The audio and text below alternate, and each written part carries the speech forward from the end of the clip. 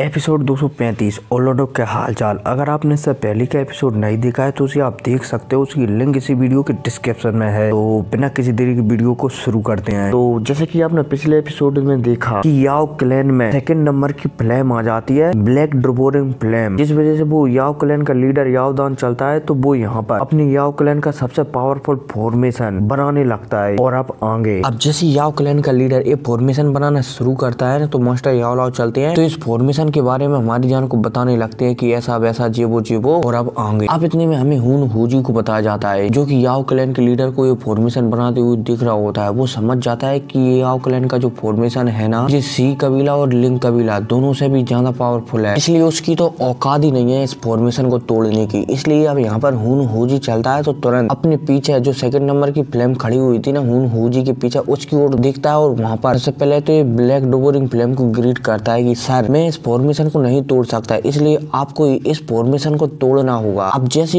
हुन हुजी ये कहता है ना तो जो ब्लैक डोबोरिंग फ्लेम थी ना वो तुरंत आगे बढ़ती है और हुन हुजी के सामने आकर खड़ी हो जाती है। अब इतने में ब्लैक डोबोरिंग फ्लेम चलती है तो ये अपनी आंखों से दो आंख के क्रिस्टल निकालती है और याओ क्लैन के इस फॉर्मेशन की ओर शूट कर देती है। अब जैसे ये आंख के काले कलर के क्रिस्टल याओ क्लैन के फॉर्मेशन की ओर आगे जाती हैं तो फिर हमें यहीं पर याओ क्लैन के कुछ बुड्ढों को बताया जाता है। और अब हम इन बुड्ढों के शरीर से देख सकते हैं कि ये बुड्ढे है ना, इनके शरीर से लगातार एक काले कलर की आग इन बुड्ढों की शक्तियों को खींच रही है। और तो और ये बुड्ढे भी यहाँ पर महसूस कर लेते हैं कि अगर ऐसा ही चलता रहा और उनकी शक्तियाँ ऐसे ये काले कलर की आग खींचती रही तो ये फॉर्मेशन जो बना रहे हैं ना वे लोग, वो फॉर्मेशन धीरे धीरे कमजोर हो जाएगा और वो फॉर्मेशन पूरी तरह से तैयार ही नहीं हो पाएगा। अब इतने में हमें हुन हुजी को बताया जाता है, जो कि यहाँ पर याओ क्लैन के बुड्ढों को मतलब कि इन बुड्ढों की शक्तियों को खींचती हुई देखकर थोड़ा उदास हो रहा होता है, क्योंकि ये समझ जाता है कि यो मतलब कि ये जो दूसरे नंबर की हेवनली फ्लेम है ना उसे भी इस फॉर्मेशन से टकराने में थोड़ी कठिनाइयां होंगी, इसलिए यहाँ पर हुन हुजी चलता है। तो यहाँ पर याओ क्लैन के कुछ स्टूडेंटों से कहने लगता है कि अगर तुम पीछे हट जाते हो तो तुम्हें बख्श दिया जाएगा, वरना आज याओ क्लैन में से कोई भी जिंदा नहीं बचेगा, एकदम चारों तरफ खून की नदियां बहा दी जाएंगी। और हाँ, मेरा ना छोटा सा एक्सीडेंट हो गया था इसलिए कुछ दिन वीडियो नहीं आई, हालांकि मुझे चोट तो कहीं पर नहीं लगी। खैर कोई नहीं, जब भगवान ने बचा दिया है तो इस बारे में बात क्या करना, वीडियो को आगे सुनो। अब इतने में हमें याओ क्लैन के लीडर याओदान को बताया जाता है, जो कि हुन हुजी की ऐसी बातें सुनकर थोड़ी सी नाराज हो जाती हैं और यहाँ पर हुन हुजी से कहने लगते हैं कि हुन हुजी हमें तुम्हारी दया बिल्कुल भी नहीं चाहिए, याओ क्लैन अपनी सुरक्षा करना जानता है। और भाई साहब ये कहती याओदान चलता है, अरे यार ज्यादा बोलने में दिमाग में दर्द हो रहा है। याओदान चलता है तो अपने शरीर से भयानक मात्रा में शक्तियां निकालने लगता है और चारों तरफ एकदम फैलाने लगता है, जिस वजह से ये फॉर्मेशन था ना ये और भी तेजी से बनने लगता है। अब इतने में हम इस फॉर्मेशन को देख सकते हैं कि इस फॉर्मेशन में बहुत ही सारी गोलियां याओ क्लैन के बंदों से निकल कर इन फॉर्मेशन में मिलती जा रही हैं और इस फॉर्मेशन की लगातार पावर बढ़ाती जा रही है। अब इतने में हमें याओदान को बताया जाता है, जो कि अपने दोनों हाथों को ऊपर उठाकर जोर से चिल्लाकर कहता है कि 10,000 गोलियों की बलि, सॉरी मतलब कि बलिदान। और भाई साहब याओदान की यह कहती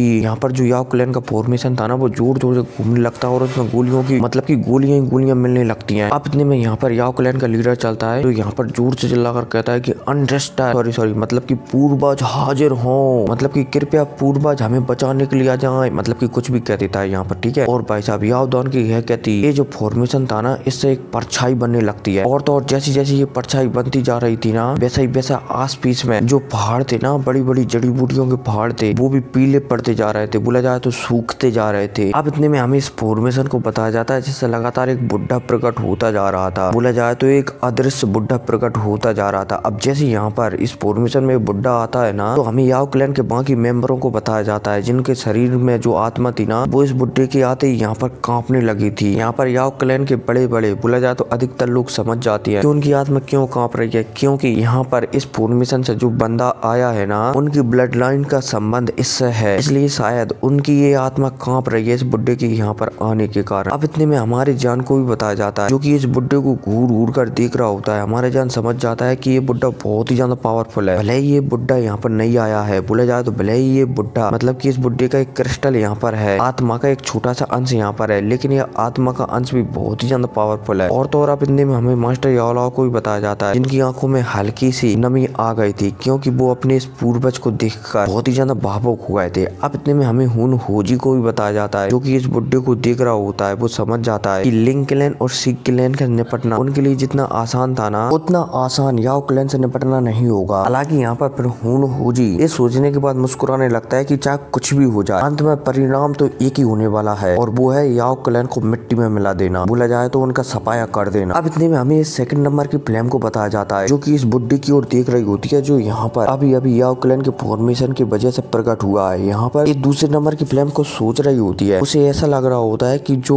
सामने बुड्ढा आया है ना, मानो उसका वो जाना पहचाना हो। हालांकि यहाँ पर हमें इस बुड्ढे का नाम भी बताया गया है याओ दी, लेकिन जो दूसरे नंबर की फ्लेम थी ना, उसे पक्का पता नहीं था कि वो इस बुड्ढे से मिला है या फिर नहीं। अब इतने में हमें याओ क्लैन के लीडर याओ दान को बताया जाता है, जो कि अपने इस बड़े वाले बुड्ढे को यहाँ पर आकर मतलब कि आते हुए दिखकर प्रणाम करता है। अब इसके बाद यहाँ पर याओ दान चलता है तो इस बुड्ढे से कहने लगता है कि एल्डर हमारी मदद करें, आपके अपने याओ क्लैन को बचा लें। अब जैसे याओ दान कहता है ना, तो हमें इस बुड्ढे को बताया जाता है जो कि कुछ सोच रहा होता है और यहाँ पर हमें ऐसा लग रहा होता है कि मानो इस बुड्ढे की यादें मिट चुकी हो और थोड़ी बहुत ही यादें बची हो। हालांकि जिसमें भी मतलब कि इस बुड्ढे के पास जितनी भी यादें थी ना, उसे इस बात से पता लग जाता है, उन यादों से पता लग जाता है कि ये याओ क्लैन है ना, ये उसने ही बनाया है। हालांकि ये बुड्ढा यहाँ पर किसी भी याओ क्लैन के मेंबर या फिर लीडर से बात नहीं करता। ये बुड्ढा चलता है तो ये सीधा दूसरे नंबर की फ्लेम की ओर देखने लगता है। अब जैसे ये दूसरे नंबर की फ्लेम को देखता है ना, तो ये बुड्ढा चलता है दूसरी फ्लेम से कहने लगता है, दूसरे नंबर की फ्लेम से कि आप ब्लैक ड्रोबोरिंग फ्लेम हो ना। अब जैसे ब्लैक ड्रोबोरिंग फ्लेम याओ दीप बोला जाए तो इस बुड्ढी की बात सुनती है ना, तो यहाँ पर ब्लैक ड्रोबोरिंग फ्लेम चलती है तो इसे कहने लगती है कि याओ दीप तुम्हारी ये आत्मा भी नहीं है यहाँ पर पूरी, और तो और तुम यहाँ पर उपलब्ध भी नहीं हो। एक हिसाब से माना जाए तो तुम एक कठपुतली हो जो कि सिर्फ याओ क्लैन की एक घिसी पिटी कठपुतली जैसी हो। अब यहाँ पर ये दूसरे नंबर की फ्लेम एक कहती है, तभी हम इसकी बातों से ये अंदाजा लगा सकते हैं कि इसकी बातें है ना, ये बहुत ही ज्यादा बेबाकी हैं। बोला जाए तो बिल्कुल भी रिस्पेक्ट नहीं है इसकी बातों में और ना ही इसे कोई डर है याओ क्लैन के इस गॉड लेवल वाली आत्मा की क्रिस्टल का। अब इतने में हमें इस आत्मा की क्रिस्टल को बताया जाता है, आत्मा को बताया जाता है याओ क्लैन की। ये आत्मा चलती है तो अपने हाथों को अंकर कर को सील बदलती है और इसकी सील बदलती ही आस पीस में जो ब्लैक कलर की काले कलर की फ्लेम फैली हुई थी ना, वो धीरे धीरे नष्ट होने लगती है। और हाँ यार, मेरी भावनाओं को समझो थोड़ा यार, भावनाओं के बारे में बता दिया है, ठीक है।